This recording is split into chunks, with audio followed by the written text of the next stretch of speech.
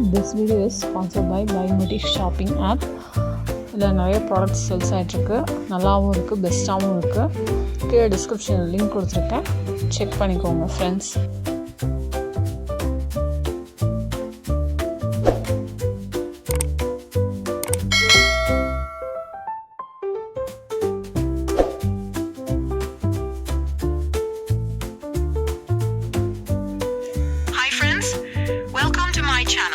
கதை பெயர் வேட்டை நாயும் சின்ன பாம்பும்.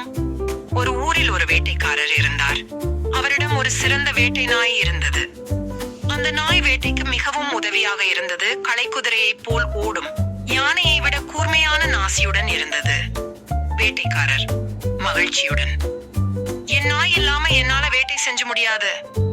ஒரு நாள் வேட்டைக்காரர் மற்றும் நாய் காட்டுக்குள் சென்றனர்.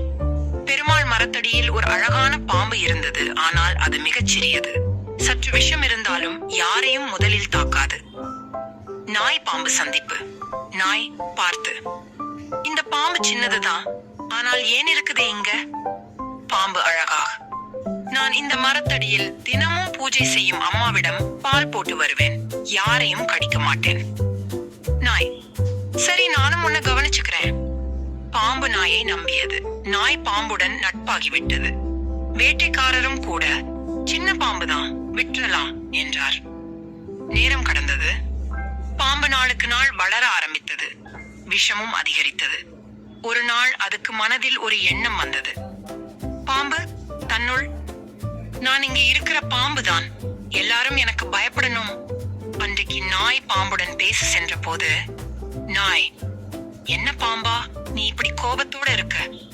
பாம்பு கிண்டலா, நீயா என்ன காப்பாத்தி? இப்ப நான் பெரிய பாம்பு, யாரும் எனக்கு சமம் இல்ல.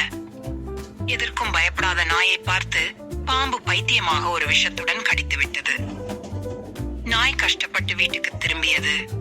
வேட்டைக்காரர் அதை கண்டதும் வேதனையில் அழுதார். வேட்டைக்காரர், நீ என் உயிர் நண்பன், உன்னுதான் நான் நம்பினேன். அந்த பாம்பை நம்பியதாலதான் இப்படி ஆயிருச்சு.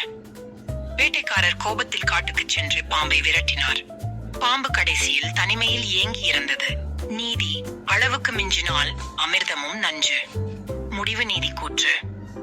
நமக்கு வலிமை வந்ததும் அதை தவறாக பயன்படுத்தினால் அது நம்மையே அழிக்கலாம். அளவுக்கு மிஞ்சினால் அமிர்தமும் நஞ்சாகும். ஸ்டோரி பிடிச்ச லைக் பண்ணுங்க, ஷேர் பண்ணுங்க, சப்ஸ்கிரைப் பண்ணுங்க, காமெண்ட் பண்ணுங்க.